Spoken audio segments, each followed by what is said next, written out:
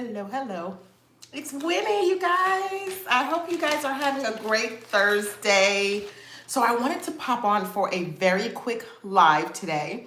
Um, Remember to hit the bell notification so that you're notified whenever I go live so that you can ask your questions if you have any questions. It's been a really good week, lots of good case studies, progress for people. But I wanted to also remind you of one thing. Every Thursday night, I do have a live Zoom call with AYNC members. So we discuss topics. Tonight, we're going to dive deeper into the topic that I'm sharing. Excuse me. And then we'll also be going over some case studies. We've got one person, so we'll definitely be going over some case studies tonight.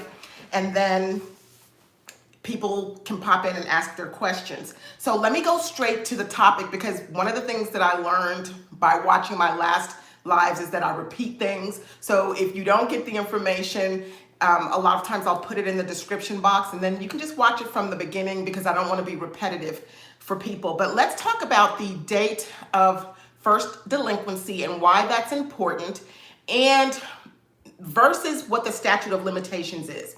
So when you go late on an account,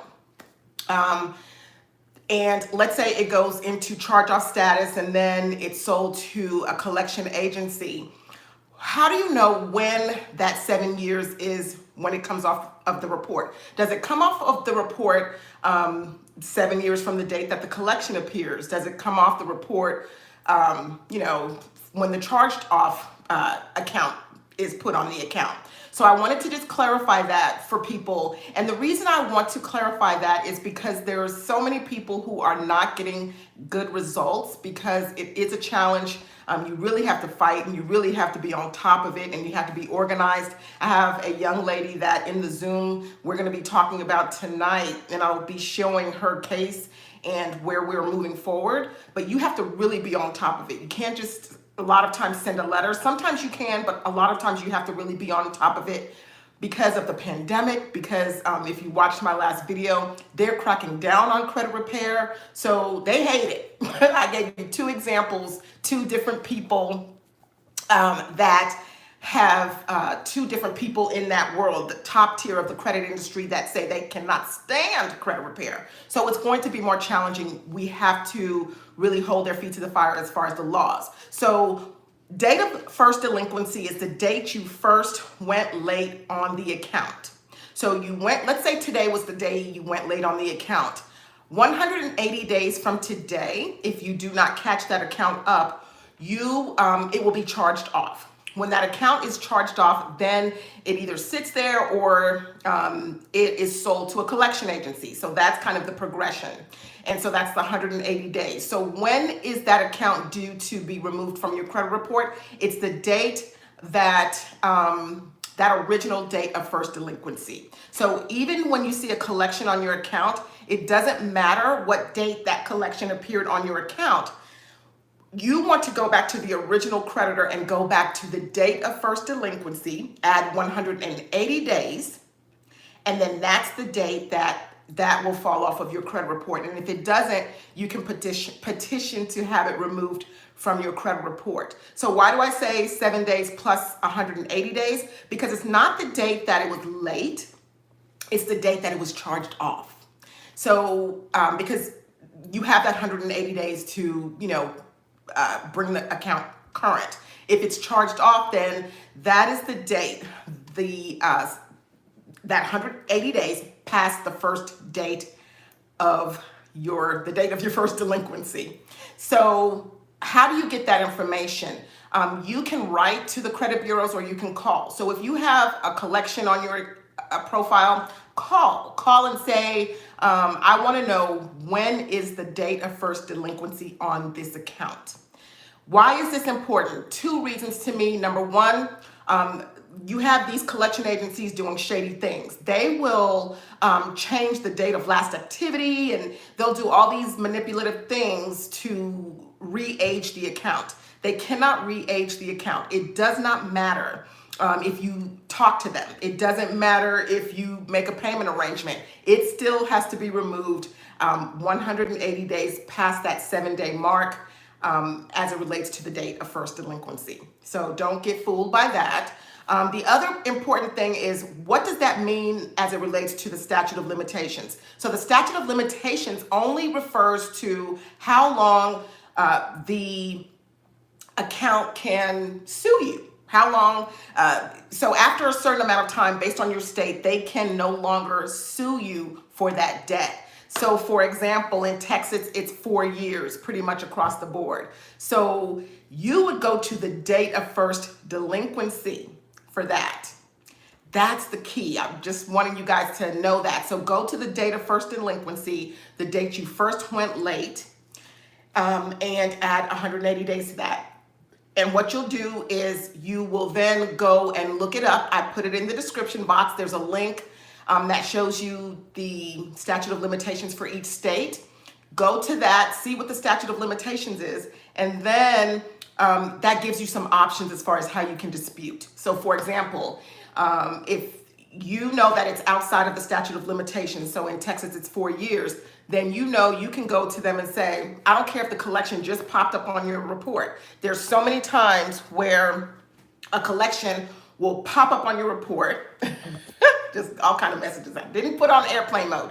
But there's so many times where, like I've seen recently with clients where they didn't have any luck collecting from you, so now they transfer it to a different collection agency. It doesn't matter how many times they transfer it, that date of first delinquency still stays the same. That is the date that determines when it will be removed from your credit report, and it is also the date that determines the statute of limitations. So remember that, that's key. So if the statute of limitations runs out, you can request the 1099-C and say, hey, look, I know you can't sue me for this debt. Here, take 20%, remove it from my credit profile. So that's a technique you can use. You can not care. I think on another live, I had a young man ask me, should I pay it? If a debt is 6 years old, no, it's a no for me. When you pay a collection, all you're doing is re-aging it. It's going to show up as a fresh collection. So for example, I have people that I've talked to and they're diligent and they're like, oh, I'm going to pay off all these collections. I'm going to take care of it. The thing that they don't understand is that they've set up a payment plan. So every month that you're paying on that, it's refreshing that account. So that does refresh the statute of limitation.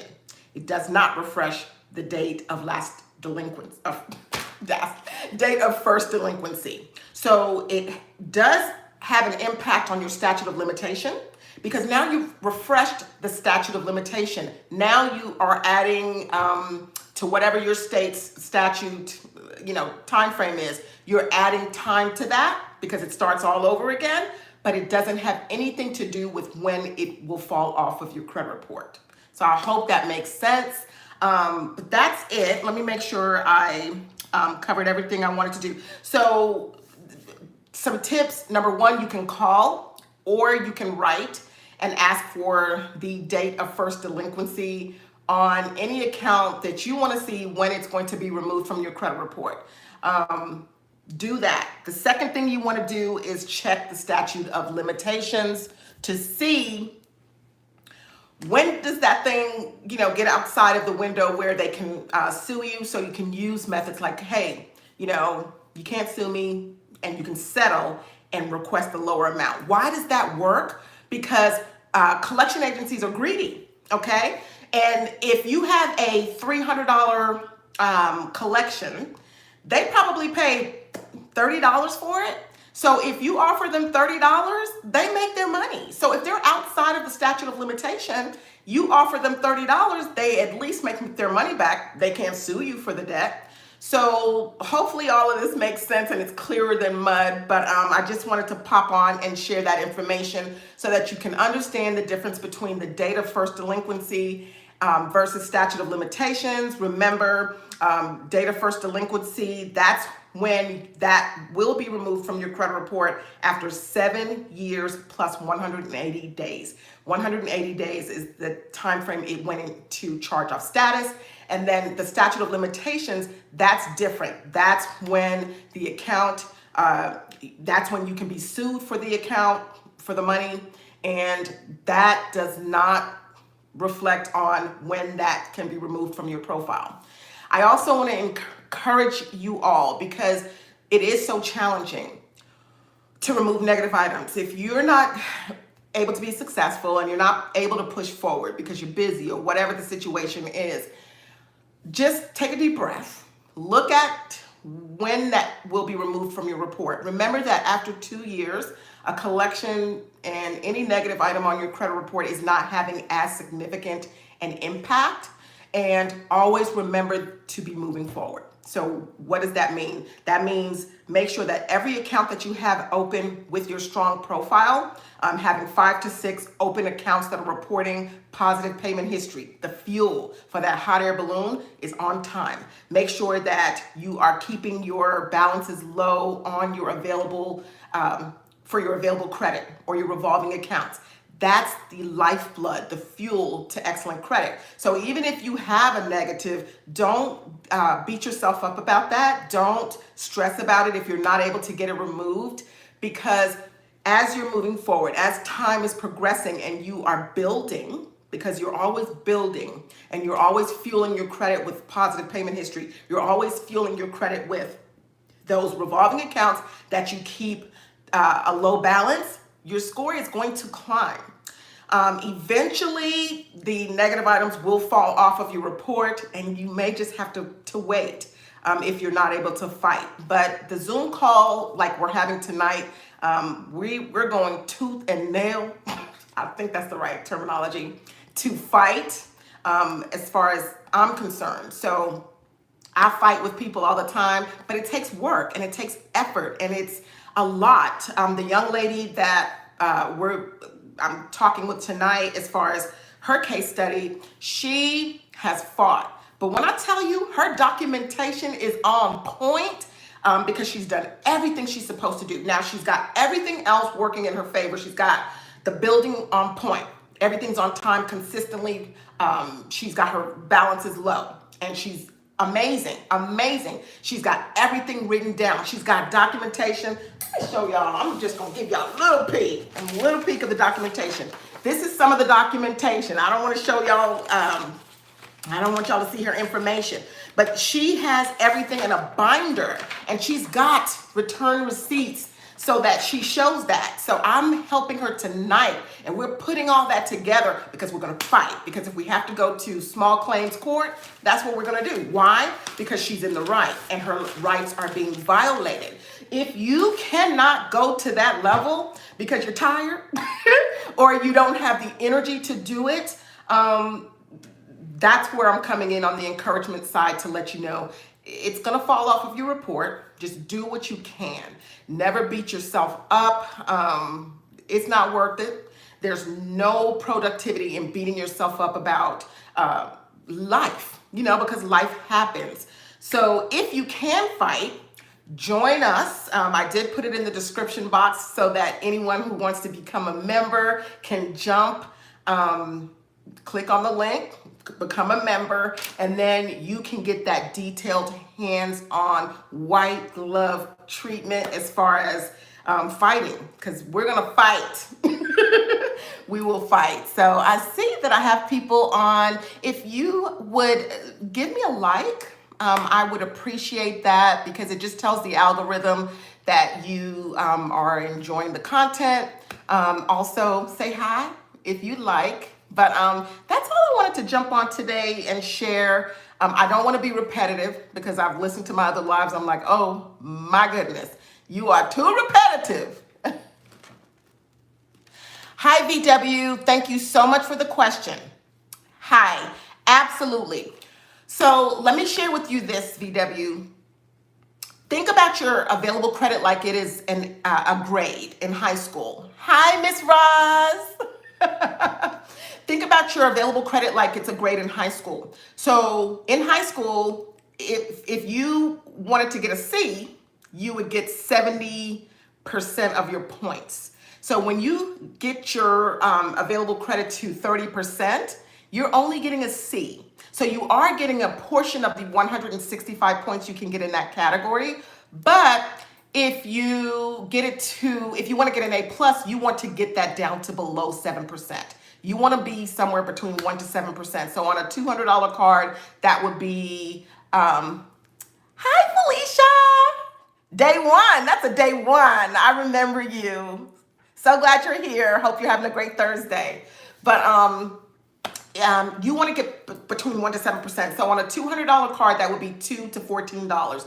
You want that balance to report between by the statement closing date. So it's not the due date, it's the statement closing date where you want that to report. And when you do that consistently, every month, you only allow 1 to 7% to report, you're getting an A plus. So you're getting more of the points you can get for that category. And there are 5 categories to your score. Available credit is worth 165 points. So right now, if you're only keeping it below 30%, you're not getting the maximum points you can get. And the other point is, I know I've made it recently, is that people with 800 plus credit scores, FICO, they love transactors. Transactors, yes, sir, or ma'am. Yes, it's a statement closing date. But let me go back to the point I was making. They like transactors. They want to see you use the card, but then pay it back down to below 7%. That's where you get that A plus. You get maximum points for each of those cards. What's the magic number? A minimum of 3. The average for people with 800 plus credit scores is 6.4 cards, open or closed. So open or closed in your credit life history. So they like a lot of accounts. They like to see you, the whole thing about not having debt. I have to, I delineate it this way. There's good debt and there's bad debt. The good debt is debt that you use to leverage just to get good credit. You're not getting credit cards to use them. You're getting credit cards in order to leverage them for good credit. And how you do that is you get them, you use them, and pay them down. Use them and pay them down. And when you do that consistently, it will get your credit limits to rise. And one of the young ladies I like to use, she's got an 825 credit score. She's got $70,000 in available credit. But you know how much of a balance she has across all of those cards? $700. So that's why she has a high score, 100% payment history, high available credit, because over years she's done that same thing. She'll make a transaction that she already knows she has the money for, pay it back down to below 7% by the statement date. So VW, yes, the statement closing date. You can call, because I've heard some different things recently, but I know what I'm telling you is right, because I always stay connected in the world, and I'm always paying attention to the gurus. The statement closing date is the date that you want to make sure that your balance is between that 1 to 7%, because that's the date they're reporting your balance. I like to use this example because it's a clear example for me. I've got 2 great examples there. There's a gentleman who had a 780 credit score, and so he already had good habits, but he didn't understand why he had good credit, but he wanted to pop into the 800s. So we talked about it, and what it was just a simple getting the balance down by the statement closing date and not the due date. Getting the balance to below that 30%, because most people think that 30% is the mark. That's a C. You want to get an A plus, it's below 7%. The other example, so now this person is from 780 up to 822. And then, oh my gosh, he messaged me the other day, he's up to 844. And we first started talking in November. So that's how much available credit matters. He has all the other components working in his favor. So VW, that's your problem. You know what? You can fix that. The beautiful part about available credit is, and that's why I tell people don't beat yourself up. If you have to use your card for whatever reason, because life happens and you don't have savings, use it. But no, as soon as you take care of it, your score will pop back. You'll start to gain those points back. So that's very important. The other example I wanted to use, which I think is a powerful example, another young lady had that I worked with. She had her due date was like, you're so welcome, VW. Thank you so much for being here. But her due date was like the 2nd of the month, but her statement closing date was the 27th of the month. So she had a high 700s, and she called me. She was like, Winnie, so what am I doing wrong? I'm paying off my, I'm making the pay, putting something on it, and I'm paying it off. But she was paying it off by the due date. As soon as she switched that around, and instead of paying it by the 2nd of the month, which was her due date, and she started paying the balance by the 27th of the month, which is her statement closing date, her score shot from the low 700s and she popped into the 800s. So that's just how important this information is. And then the other important thing I want to share with you guys is never devalue yourself, because this is information you did not know. It's just information. It doesn't pay to devalue yourself because you didn't know this information. We weren't taught this information. But if you're listening to this video, you're seeking the information. So I need you to give yourself a high five. I need you to pat yourself on the back, because you're gaining the information that can change your situation. So I think a lot of people, I talk to so many people, and they really beat themselves up. Exactly, VW. Don't beat yourself up. You move forward from today. You can't, because when you beat yourself up, you're in a negative state of mind, and you can't, it's harder to move forward. And we already, yes, and we already have so many other challenges in life. But as you're getting this information, move forward. Use it to your advantage, and you'll be successful. You need positive fuel and time. Positive fuel, available credit, and time. And that's really the key. That's the magic to excellent credit. Of course, you want to remove as many derogatory items as you can. I think I'm going to do a video on scorecards, because I think that's very important to share with you guys why maybe you're not moving up. But I just want to share that with you guys today. And I have a Zoom that I have to pop on. So yeah, I've got to go, but I just wanted to pop in for a second. Thank all of you for for watching. I appreciate your time. You are so welcome, VW. And again, I'll be popping on once a week. Hit your bell notification. I try to post in the community tab now. I'm so excited I can do that. And that way I'll try to give like an hour before I'm going to pop on, so you can ask your questions. And I did put the definitions for the DOFD, the date of first delinquency, and statute of limitations in the link, so that you can check the statute of limitations for your state in the description box. So I will see you guys next time. I appreciate you. Hit the like button. It's just helpful. It's free. And it also can get this information out. It's all about sharing of the information so we can all succeed and win. So I'll see you guys next time. Bye. Bye-bye.